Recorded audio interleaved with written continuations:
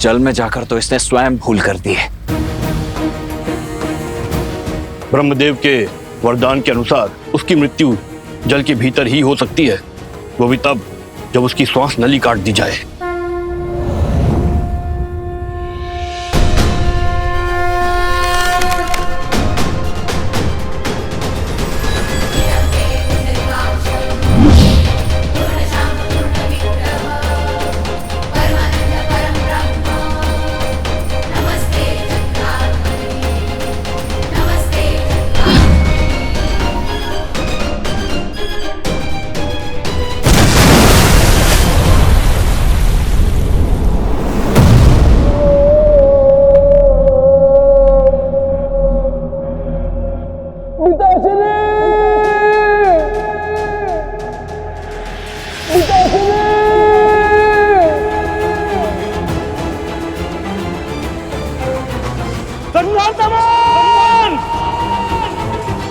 भास्करण, जो भूल रावण ने की थी वो तुम मत करो। अपने पुत्र की मृत्यु से शिक्षा लो, अपना प्रतिशोध भूलो और लौट जाओ।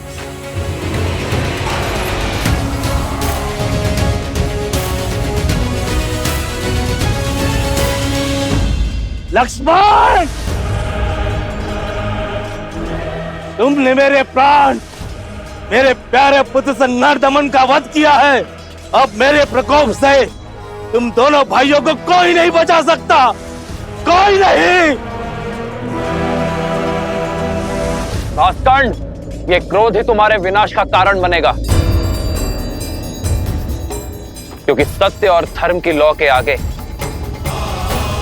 तुम्हारा ये झूठा दम अवश्य तोड़ेगा। आज तुम्हारे अत्याचार और आतंक का अंत होकर रहेगा भास्करण।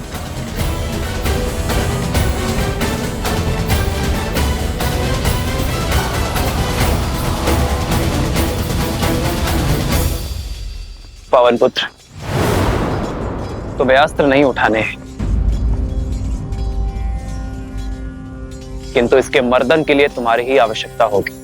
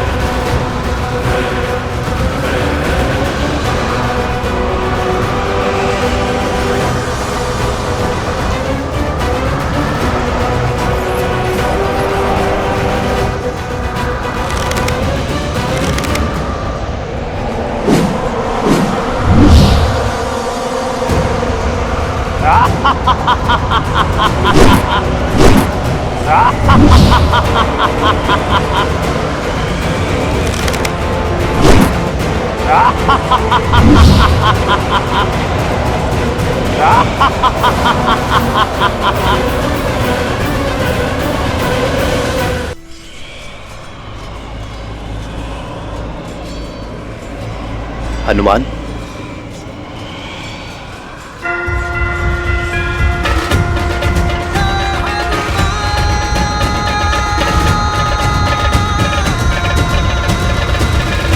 पिताश्री वायुदेव प्रकट हो।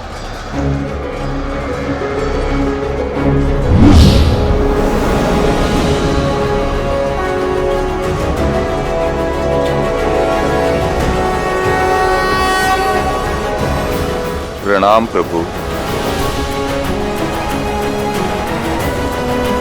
कैसे स्मरण किया पुत्र? पिताश्री, राम काज में आपकी सहायता की आवश्यकता है। मैं कुछ क्षण के लिए आपको अपने अंदर बसाना चाहता हूँ। राम का काज और पुत्र की पुकार दोनों को अनदेखा नहीं किया जा सकता। तथास्तु।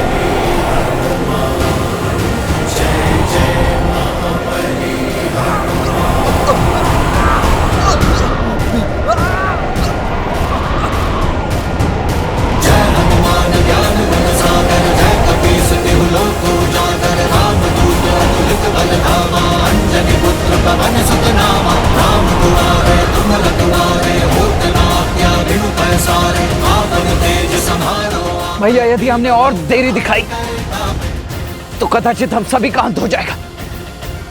इससे पूर्व की कुछ अनर्थ आपको इसका संहार करना ही होगा। लक्ष्मण, वायु अब भास्कर्ण्य के संपर्क में नहीं है, किंतु वो धरा पर अब भी खड़ा है। जब तक वो युद्ध भूमि पर होगा उसका अंत असंभव है लक्ष्मण।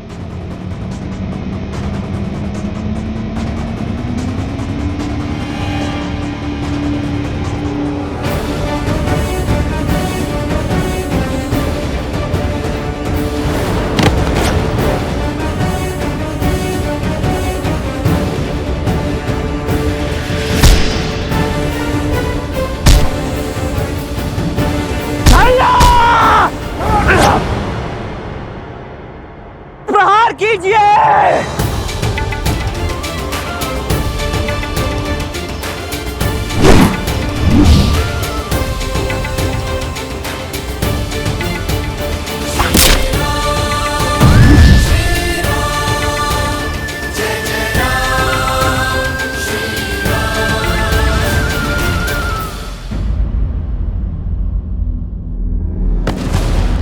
लक्ष्मण,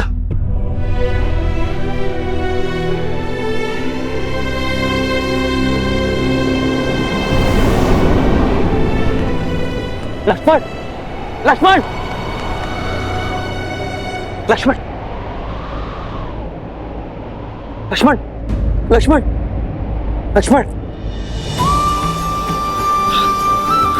लक्ष्मण, आज तुमने फिर मेरे प्राण बचा लिए। लक्ष्मण,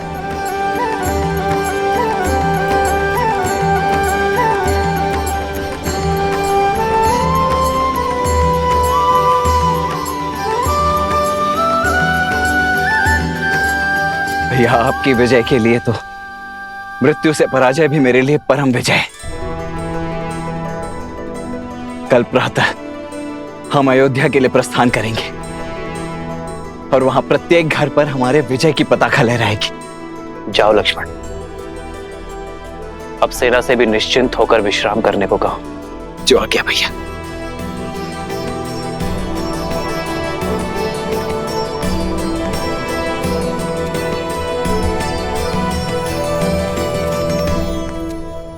युद्ध अभी समाप्त नहीं हुआ है लक्ष्मण।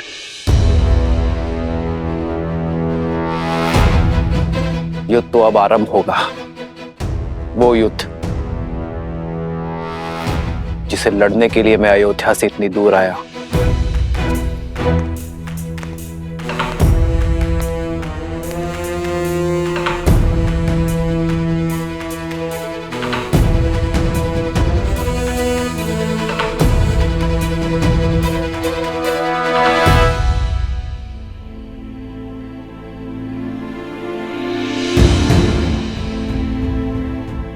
लोग आजकल कानाफूसी कर रहे हैं। राजा राम और माता सीता के विषय में। हाँ, मेरे पति ने भी मुझे राजमहल की सेवा छोड़ने के लिए निर्देश दे दिया है। वैसे भी श्री राम के प्रेम के आगे उनको कुछ गलत नहीं लगता। वो तो कुछ भी नीति बना सकते हैं। उनको कौन है कहने वाला?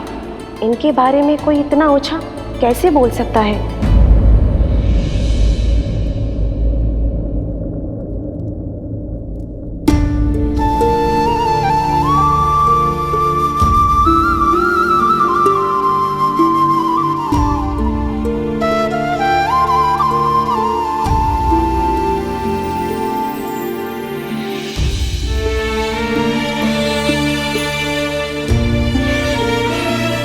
सीता कभी चिंतित हो ही नहीं सकती यार, परंतु एक होने वाली माँ का स्वप्न बिगड़ जाने का शोक अवश्य है।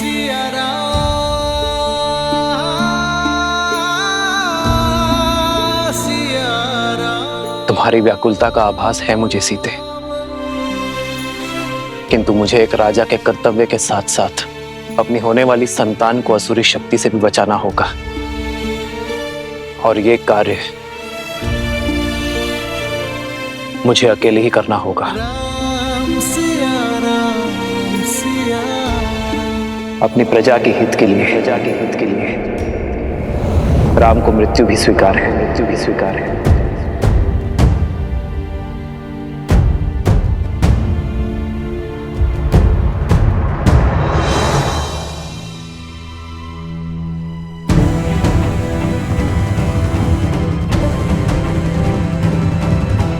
इतनी रात्रि में धनुष लेकर प्रभु अकेले कहाँ पे जा रहे हैं?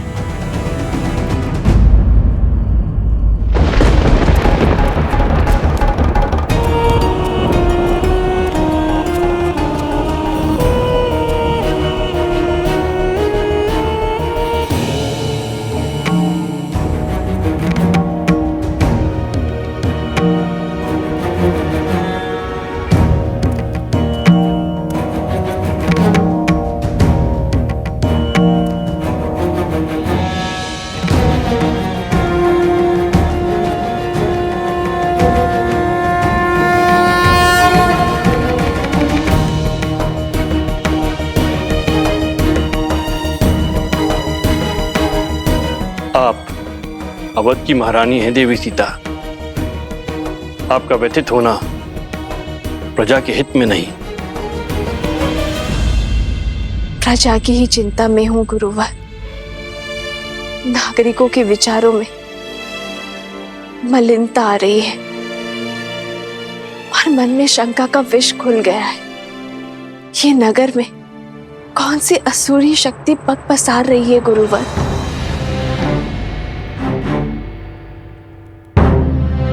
मनुष्य की प्रकृति ही अस्थिर होती है देवी।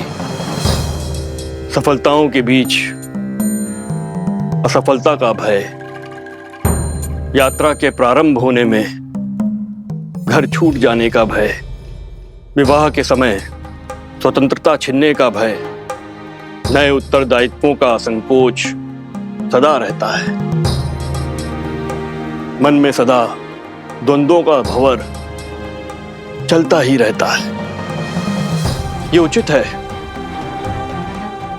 कि संसार का आधार सत्य है, किंतु यहां असत्य भी उपस्थित रहता है।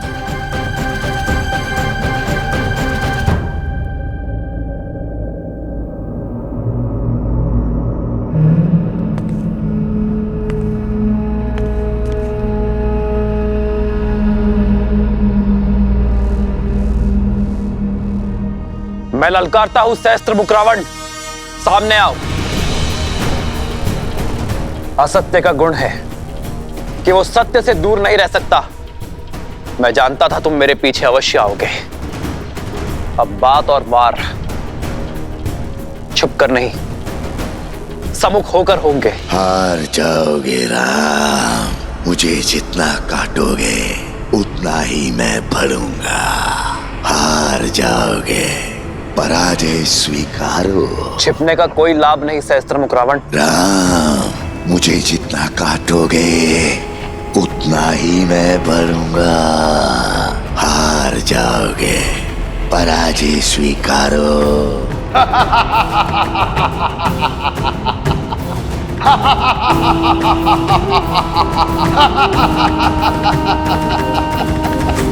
क्या राम राज्य भी भय की छाया में श्वास लेगा? क्या यहाँ भी सत्य और असत्य इतना समीप हो जाएगा कि उचित अनुचित के मध्य की रेखा ही मिट जाएगी? क्या रघुकुल के राघव की विजय पर भी प्रश्न चिन्ह लगेंगे गुरुवर?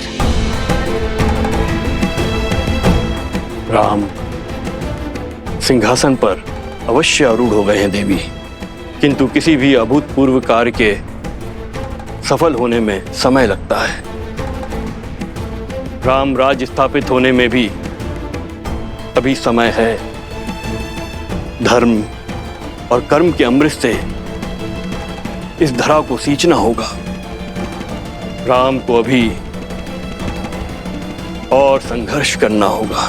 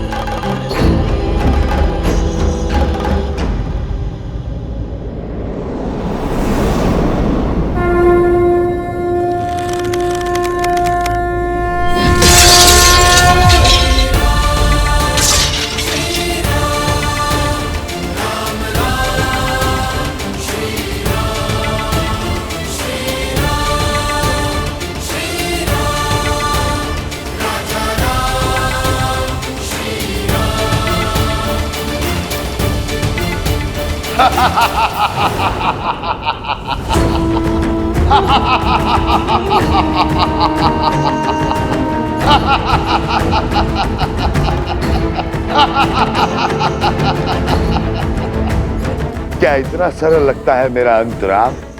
कोई अस्त्र, कोई शस्त्र मेरी मृत्यु का मार्ग प्रशस्त नहीं कर सकता है, क्योंकि मैं शरीर नहीं, सोच हूं राम, सोच। सोच को कौन सा अस्त्र मार सकता है?